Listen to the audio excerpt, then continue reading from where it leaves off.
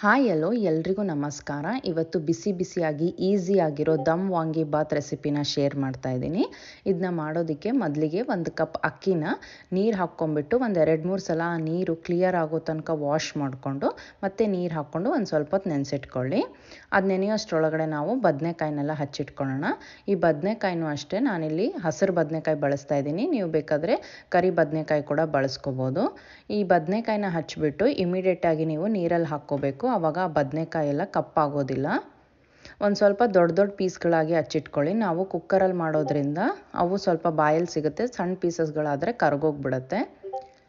ಈಗ ಈ ಎಲ್ಲ ಬದನೆಕಾಯಿಗಳನ್ನ ಹಚ್ಚಿದ ಮೇಲೆ ನಾನು ಬದನೆಕಾಯಿ ಜೊತೆಗೆ ಒಂದು ಸ್ವಲ್ಪ ಕ್ಯಾಪ್ಸಿಕಮ್ಮು, ಈರುಳ್ಳಿ, ಟೊಮ್ಯಾಟೊ, ಒಂದು ಸ್ವಲ್ಪ ಪುದೀನ ಮತ್ತು ಕೊತ್ತಂಬರಿ ಸೊಪ್ಪನ್ನ ಕೂಡ ಹಚ್ಕೊಂಡಿದ್ದೀನಿ.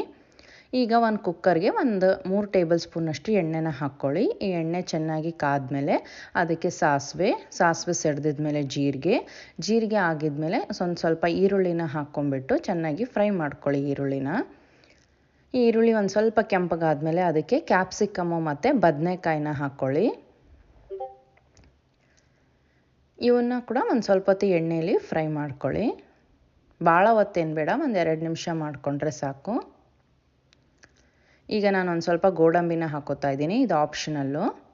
ಒಂದು ಸ್ವಲ್ಪ ಒಣ ಕೊಬ್ಬರಿ 1 ಟೇಬಲ್ ಸ್ಪೂನಷ್ಟು, ಸಣ್ಣದಾಗಿ ಹಚ್ಚಿರೋ ಪುದೀನ ಮತ್ತು ಕೊತ್ತಂಬರಿ ಸೊಪ್ಪು, ಸ್ವಲ್ಪ ಕಸ್ತೂರಿ ಮೇಥಿ, ಚಿಟಿಕೆ ಅರಿಶಿನದ ಪುಡಿ ಮತ್ತು 1 ಟೇಬಲ್ ಸ್ಪೂನಷ್ಟು ವಾಂಗಿಬಾತ್ ಪುಡಿನ ಹಾಕ್ಕೊಂಡು ಇವನ್ನೆಲ್ಲ ಚೆನ್ನಾಗಿ ಮಿಕ್ಸ್ ಮಾಡ್ಕೊಳ್ಳಿ. ನೀವು ಒಣ ಕೊಬ್ಬರಿ ಬದಲು ಹಸಿ ಕೊಬ್ಬರಿ ಕೂಡ ಬಳಸ್ಕೋಬೋದು. ಈಗ ನಾನು ಸಣ್ಣದಾಗಿ ಹಚ್ಚಿರೋ ಟೊಮ್ಯಾಟೊನ ಹಾಕೋತಾ ಇದ್ದೀನಿ. ಪುಡಿ ಹಾಕಿ ಒಂದು ಸ್ವಲ್ಪ ಹೊತ್ತಿಗೆ ನೀವು ಟೊಮೆಟೊನ ಹಾಕ್ಕೊಂಬಿಡಿ. ಟೊಮೊಟೊದಿರಲ್ಲಿರೋ ನೀರಿನ ಅಂಶದಿಂದ ಪುಡಿ ತಳಕ್ಕೆ ಹತ್ತಲ್ಲ. ಈಗ ಈ ಟೊಮೆಟೊ ಎಲ್ಲ ಚೆನ್ನಾಗಿ ಫ್ರೈ ಆಗಿದ್ಮೇಲೆ ಇದಕ್ಕೆ ನಾನು 2 ಕಪ್ ನೀರನ್ನ ಹಾಕೋತಾ ಇದ್ದೀನಿ. ಡಬಲ್ ಅಕ್ಕಿ ಎಷ್ಟಿರುತ್ತೋ ಅದರ ಡಬಲ್ ನೀರನ್ನ ಹಾಕ್ಕೊಂಡು ಈಗ ಈ ನೀರು ಚೆನ್ನಾಗಿ ಕುದಿ ಬರಬೇಕು.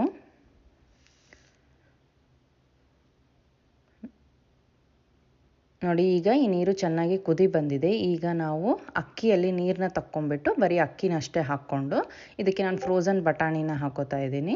ಮತ್ತು ರುಚಿಗೆ ಬೇಕಾದಷ್ಟು ಉಪ್ಪು, ಒಂದು ಸ್ವಲ್ಪ ಕೊತ್ತಂಬರಿ ಸೊಪ್ಪು, ಫ್ಲೇವರ್ ಚೆನ್ನಾಗಿ ಬರುತ್ತೆ ಅಂತ.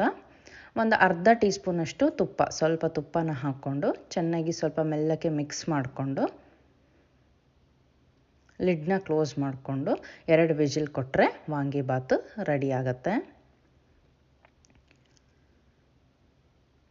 ಈಗ ನೋಡಿ, ವಾಂಗಿಬಾತು ರೆಡಿಯಾಗಿದೆ, ತುಂಬ ಚೆನ್ನಾಗಾಗಿದೆ.